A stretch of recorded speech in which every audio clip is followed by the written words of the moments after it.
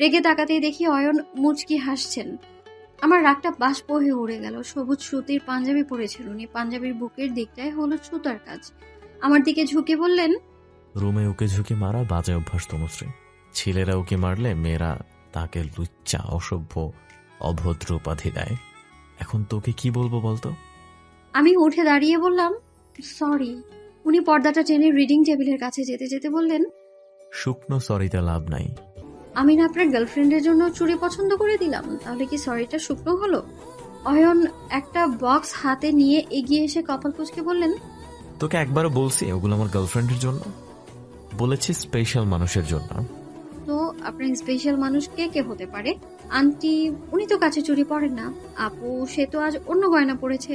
আর uncle নিশ্চয়ই চুড়ি পরতে যাবেন না। তবে ব্যাপারটা কি দাঁড়ালো? আমার কথায় হেসে দিলেন অয়ন। হাতের বক্সটা খাটে রেখে খুললেন। ভেতরে 4 সেট চুড়ি। এগুলোই তো পছন্দ করেছিলাম আমি। আমার ডান হাত টেনে নিয়ে সবুজ হলুদে মেলানো চুড়িগুলো পরিয়ে দিচ্ছেন। আমি চুপচাপ দেখেই যাচ্ছি, বাধা দিচ্ছি না। আপাতত বাধা দেওয়ার ইচ্ছেটাও নেই। মাথায় শুধু একটা কথাই ঘুরছে, এগুলো তো স্পেশাল মানুষের জন্য ছিল। তবে আমি কি সেই স্পেশাল? গাল দুটো লাল হচ্ছে ক্ষণে ক্ষণে। লজ্জায় মাটিতে লুটিয়ে পড়তে ইচ্ছে হচ্ছে। এদিকে অয়ন ভাবলেশীন ভাবে ডান হাত ছেড়ে বাম হাতে চুড়ি পরালেন। তারপর 2 হাত একসাথে ধরে বললেন, নাও পারফেক্ট তনুশ্রী। আমি মাথা নিচু করে আছি। ওনার চোখের দিকে তাকানোর সাহসটাও হচ্ছে না। উনি বক্সটা হাতে দিয়ে বললেন, শাড়িতে তোকে পুরো বাঙালি বউ লাগছে। বিশ্বাস কর, একটুও ছোট মানুষ লাগছে না। অয়নের তনুশ্রী এমনই হবে, জানতাম আমি। আমি উত্তর দিলাম না। অয়ন আবারও বললেন, বেকার ছেলে, বেশি দামি কিছু দিতে পারবো না। এগুলো গ্রহণ করে আমাকে ধন্য করো তনুশ্রী। আমি বক্সটা নিলাম না। খাটে রেখে দৌড়ে রুম থেকে বেরিয়ে সোজা নিচে চলে আসলাম। সুমি, মিমি, বিনি, সাইদা আপুরা অথই আপুর সাথে হলুদ ছোড়াছড়িতে মেতে উঠেছে। ইতাজা গান গাইছে, সেই তালেই আনন্দে মেতে উঠেছে ওরা। একটা চেয়ারে ধপ করে বসে পড়লাম। হৃৎপিণ্ডটা এখন বড্ড লাফালাফি করছে। মাথা নিচু করে হাতের দিকে তাকিয়ে আছি। 2 হাত ভর্তি চুড়ি। কখনো চুড়ি পরার অভ্যেস নেই। এইসবকে জঞ্জাল মনে হতো আমার, কিন্তু আজ এমন কিছুই মনে হচ্ছে না আমার। মন ময়ূর আজ পেখম তুলেছে। ভালোবাসার ছোঁয়ায় সুখের নৃত্যে মাতোয়ারা হয়ে উঠেছে। আর সেই নৃত্যের তালে পাগল করেছে আমায়। হলুদ জিনিসটা আমার কিছু অপছন্দই বটে। কারণটা বিশেষ কিছু নয়, তবে পছন্দ না।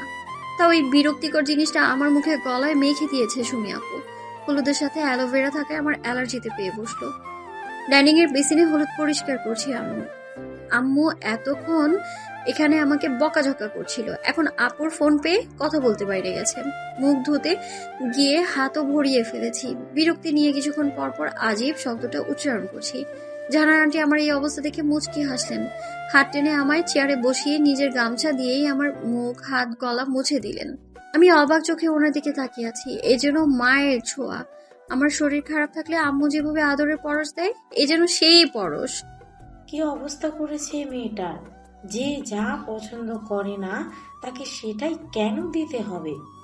আচ্ছা করে বকে দিব সবগুলোকে। ইস, মুখটা লাল হয়ে গেছে। আপন মনে বকবক করছে আন্টি। বাটি ভরে পানি এনে রুমাল ভিজিয়ে মুখ মুছে দিচ্ছে।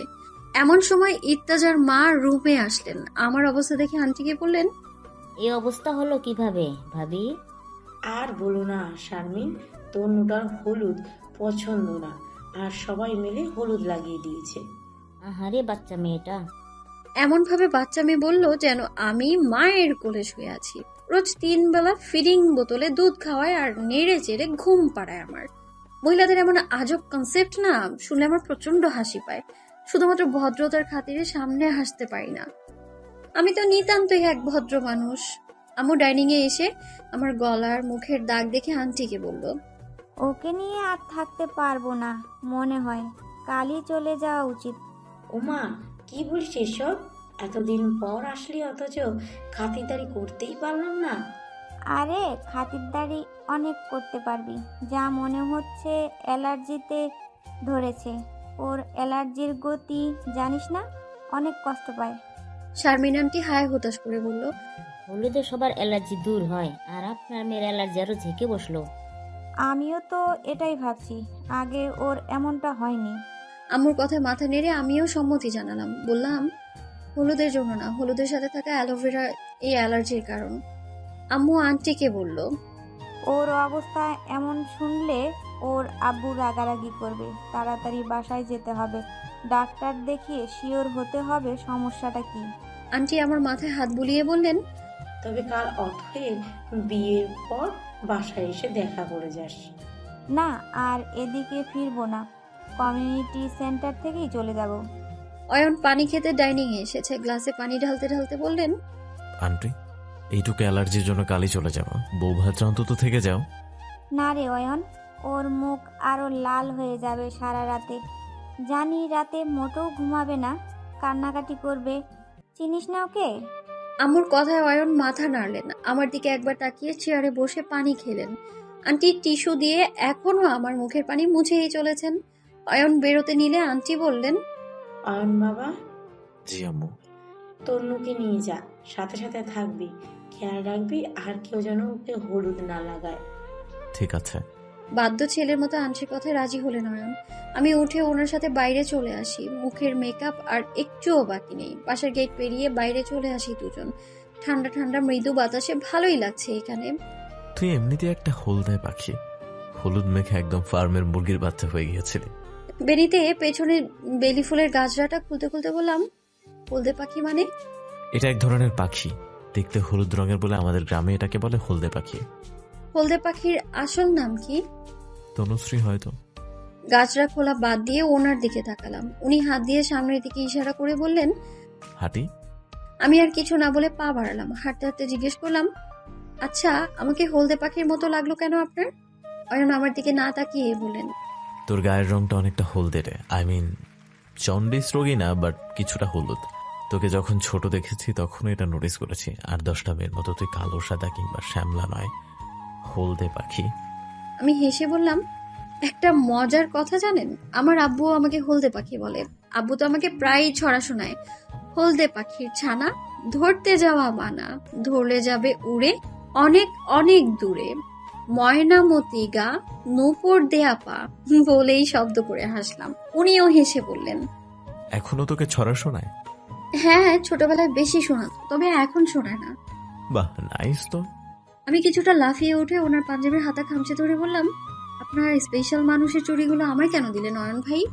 উনি থমকে দাঁড়িয়ে আমার দিকে তাকালেন। রাস্তা অন্ধকার হলেও একদম যে আলো নেই ব্যাপারটা তা নয়। আমরা ঠিকই দুজন দুজনের মুখখানা দেখে নিলাম। আমার কথায় উনি বিরক্ত হলেন নাকি রেগে গেলেন ঠিক বোঝা গেল না। অয়ন একটা দীর্ঘশ্বাস ফেলে বললেন, আমাকে শুধুই অয়ন বল তনুশ্রী। বড়দেরকে আমি নাম ধরে বলি না। অয়ন আবারও হাঁটা শুরু করলেন। হয়তো আমার জবাবটা ঠিক ওনার পছন্দ হলো না। আমি দৌড়ে ওনার পাশাপাশি হলাম। আবারও একই প্রশ্ন করলাম, বলুন না চুড়িগুলো আমায় কেন দিলেন? ওগুলো তো আপনার স্পেশাল মানুষের ছিল। প্রশ্নটা নিজেকেই কর, উত্তর তো জানিস তুই।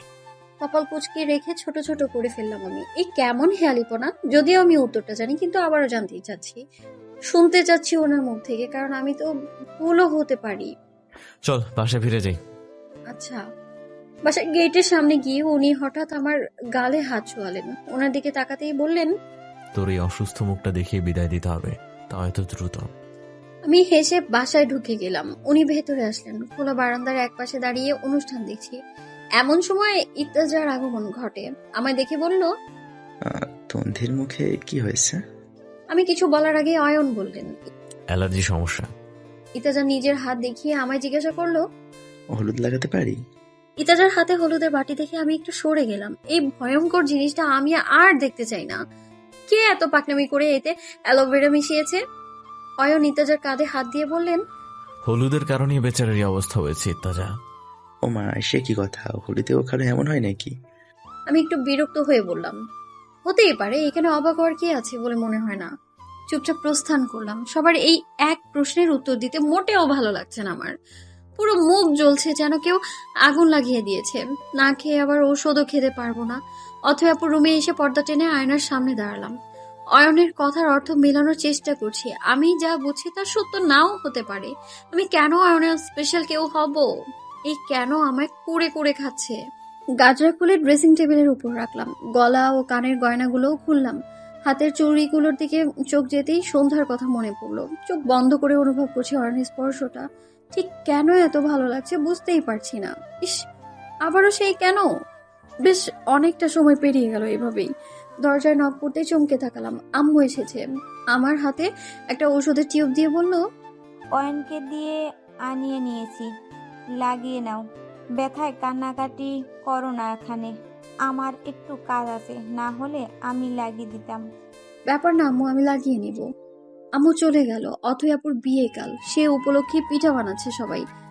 আম্মুর না গেলেও খারাপ দেখায়। বেনি খুলে চুল আছড়ে উঁচু করে ঝুঁটি করছি, এমন সময় আবারও দরজায় নক করে উঁচু গলায় বললাম, আসো আম্মু। আমি তোর আম্মু বুঝি? অয়নের গলা শুনে বললাম, আবার বাইরে গিয়েছিলেন? হ্যাঁ, তোর ওষুধ আনিসনি সেটা আন্টি বললো। ওষুধের নাম জেনে কি আনলাম। শুধুই কষ্ট করলেন। উনি টিউবটা হাতে নিয়ে ওষুধ বের করে গালে লাগাতে লাগাতে বললেন, আমার ইচ্ছা আমি গেছি, তোকে সেসব বলতে কেন যাব? আবার সেই কেন? মানে? কিছু না। আমি চেয়ারে বসে চোখ বন্ধ করে ফেলি। ওনাকে দেখা যে অনুভব করতেই বেশি ভালো লাগে। অয়ন বললেন, চুলে কালার করিস? আমি ওনার দিকে কপাল কুঁচকে তাকিয়ে বললাম, কই না তো। তবে এমন লাল কেন? আমি মুখ টিপে হেসে বললাম, জন্ম থেকেই এমন, শুধু আমার না, আমার আম্মু খালামণি সবারই এমন। রক্তবাহিত রং এটা। মানে রক্তবাহিত রং আবার কি জিনিস? অয়ন হাসলেন। আস্তে আস্তে গালে মালিশ করতে করতে বললেন, আন্টিরও এমন, তাই বললাম জেনেটিক্যালি আসছে আর কি। আমি হেসে ঘুরে বসে চুলের ঝুঁটিটা সামনের দিকে এনে বললাম, ঘাড়ে বেশি জ্বলছে। হঠাৎ অয়নের কোনো সারা শব্দ না পেয়ে ফিরে দেখলাম উনি রুমেই নেই। ও মা, এমন বিড়ালের মতো নিঃশব্দে কেউ চলে যায় নাকি? আজব আজব আচরণ ওনার।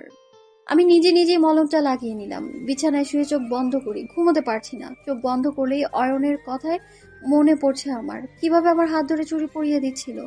মলম লাগানোর সময় ওনার মুখটা একদম আমার মুখের সামনে চলে এসেছিল। বালিশে মুখ গুজে মুচকি হাসছি। কখন যে ঘুমিয়ে পড়েছি টেরও পাইনি। সকালে আম্মু আমায় টেনে তুলে। আমি ঘুম চোখে আম্মুর দিকে তাকাই। ফোন হাতে নিয়ে দেখি মাত্র সকাল 6টা বাজে। আম্মুকে ধরে মাথা হেলিয়ে আবার চোখ বন্ধ করতেই আম্মু তেতিয়ে উঠে বলে, আর কত ঘুমাবা?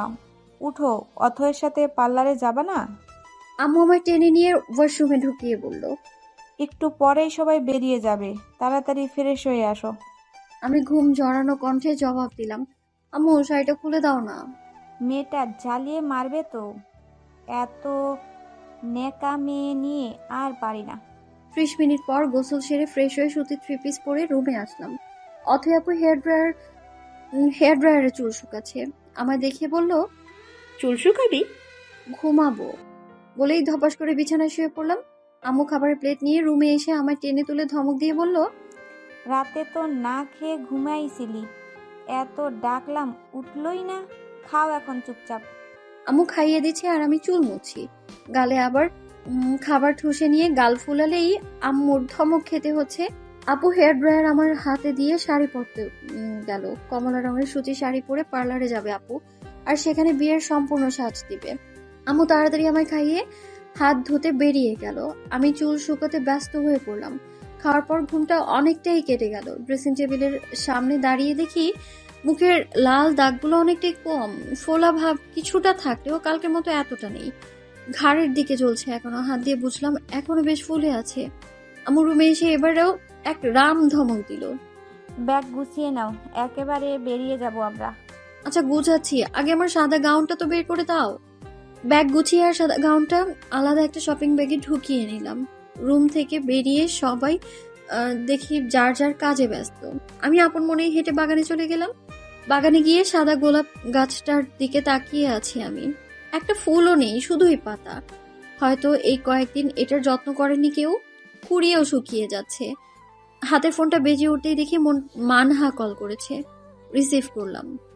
কি রে দোস্ত, বিয়ে খেতে গিয়ে তো আমাকেই ভুলে গেছিস। কোনো মেসেজ না, কল না, ছবিও দিলি না। মানহা আমার বেস্ট ফ্রেন্ড, যাকে বলে জানি জিগার দোস্ত। আমার ডিএনএর নিউক্লিক অ্যাসিডের গঠনটাও বোধ হয় ওর মুখস্থ আছে। তেমন কিছু না, তবে একটা ঘটনা হয়ে গেছে দোস্ত। কি রে, তাড়াতাড়ি বল। আশেপাশে তাকিয়ে নিচু স্বরে বললাম, একটা ছেলে না এখানে আমাকে চুড়ি গিফট করেছে। মানহাও ফিসফিসিয়ে বলল, তাই নাকি? আর আইলাইনারও দিয়ে দিয়েছিল, আবার কালকে আমার অ্যালার্জির ঔষধও লাগিয়ে দিয়েছে।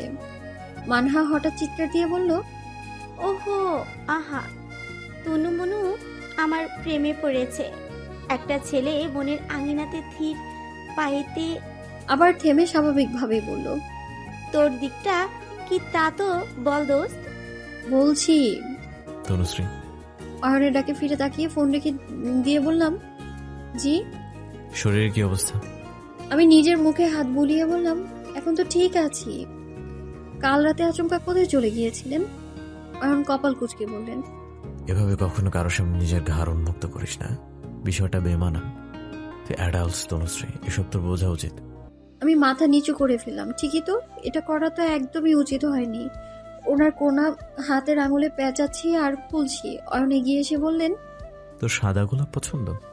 হ্যাঁ অনেক। লাফিয়ে উঠে বললাম। অয়ন হাসলেন, ঠোঁটের ফাঁক দিয়ে দু একটা দাঁতও আমার দৃষ্টিগোচর হলো। হঠাৎ অথই আপুর ডাকে কিছু বলতে নিয়েও না বলে নীরবে চলে গেলেন। আমি একবার পুরো বাগানে চোখ বুলিয়ে এলাম বাইরে। 10-15 মিনিট পরেই মেয়েরা সবাই পার্লারের উদ্দেশ্যে বেরিয়ে গেল। বাবা মায়ের একমাত্র মেয়ে অথই আপু নিজের বাড়ি থেকে বিদায় নেবে। আবেগময় সময় কাটলো কিছুক্ষণ। একপাশে দাঁড়িয়ে শুধু এই দৃশ্যটাই দেখে যাচ্ছি। অয়নকে জড়িয়ে ধরে জোরে শব্দ করে কান্না করে দেয় আপু। অনেকক্ষণ পর কিছুটা টেনেই আপুকে বাড়ির বাইরে আনা হলো। সকাল থেকে চুপচাপ থাকলেও এতটা কান্না আপু করবে আগে বুঝিনি। অয়নের সাথে মাইক্রোবাসে ওঠে আপু। বাসা থেকে পার্লার আর সেখান থেকে কমিউনিটি সেন্টার পর্যন্ত যাওয়ার জন্য এটা ভাড়া করা হয়েছে। মেয়েদের সাথে গার্ডিয়ান হিসেবে অয়নকে পাঠানো হচ্ছে। সেই হিসেবে গাড়িতে ড্রাইভার আর অয়ন ছাড়া সবাই মেয়ে। আমি, সুমি আপু, রিনি আপু আর মিমি আপু পেছনের সিটে বসেছি। ড্রাইভারের পাশের সিটে অথই আপুর ছোট্ট ব্যাগ আর শাড়ি রাখা হয়েছে। মাঝের সিটে অয়ন আর সাইদা আপুর মাঝে অথই বসেছে। অথই আপুর চোখ টিস্যু দিয়ে মুছতে মুছতে অয়ন বললেন, কান্না করে চোখ ফুলিয়ে ফেললে শ্বশুরবাড়ির লোকেরা ভাববে আমরা তোকে জোর করে বিয়ে দিচ্ছি। সুমি আপু ওপাশ থেকে বলে উঠলেন, আরে ভাইয়া, জোর করো না তো। ওর ভাববে ওকে মেরে ধরে বিয়ের জন্য রাজি করানো হয়েছে। সাইদা আপু অথই আপুর কপালের চুলগুলো সরিয়ে দিয়ে বলে, চোখ মুখ ফুলে থাকলে বেচারা দুলাভাই বিয়ে না করেই পালাবে। পালাবে মানে? বেঁধে বিয়ে করাবো, বিয়ে না করে যাবে কোথায়? অয়নের কথায় হো হো করে হেসে উঠল সবাই। আমিও হেসে দিলাম। অয়ন পেছনে ঘাড় ঘুরিয়ে সুমি আপুকে বলল, মিস সুমি, আপনার পাশে কেন যেন ঘুরে ফিরে অ্যালার্জি ম্যাডাম বসে, বুঝি না। সুমি আপু আমার গাল টেনে দিয়ে বলে, এসব আপনি বুঝবেন না ভাইয়া, এগুলো মনের টান। অয়ন কিছুটা নাক সিটকিয়ে বলে, ছি, কি সব বাজে কথা। আজও বাজে কথা হওয়ার কি আছে? তনু আর তনবির সাথে আমার ভালোই মনের মিল হয়ে গেছে। তনবির বিয়েতে যাব বলে ওর নাম্বারটাও কালেক্ট রেখেছি। অয়ন হালকা কেসে বলে, এই অ্যালার্জি ম্যাডামকে কে বিয়ে করবে? জীবনেও বিয়ে হবে না, দেখে নিও। আমি রাগে গলায় বলি, যদি হয়? অয়ন ভাই একটু নড়ে চড়ে বসে বলেন, যদি হয় তবে ছেলেটা একদম নিরীহ প্রাণী হবে, একেবারে গরু। ওই বেচারার কথা ভেবে আমার হেভি টেনশন হচ্ছে মিস অ্যালার্জি ম্যাডাম। সবাই হাসাহাসি শুরু করে দিয়েছে। সুমি আপু তো কয়েকবার গরু গরু গরু বলে আঙুল মাথার উপর রেখে শিং ইশারা করেছে। অথই আপু মুখ টিপে হাসছে। অয়নের চেহারাটা ঠিক দেখতে পেলাম না, দেখলে হয়তো দুষ্টুমি ভরা হাসিটাই দেখতাম। আমার ইচ্ছে করছে ওনার চুলগুলো টেনে টেনে ছিঁড়ে ফেলি। একা থাকলে ঠিক এটাই করতাম, শুধুমাত্র ভদ্রতার খাতিরে এখন করলাম না। আমি নিতান্তই একটা ভদ্র মানুষ বলে আজকের মতো অয়ন বেঁচে গেলেন।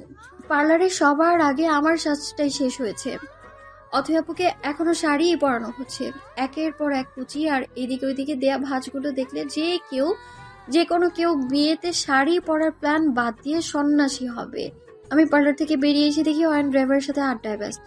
এতক্ষণ ভালো করে খেয়াল না করলেও এখন দু চোখ ভরে অয়নকে দেখছি। বাঙ্গি রঙের পাঞ্জাবির সাথে নীল রঙের জিন্স পরেছেন।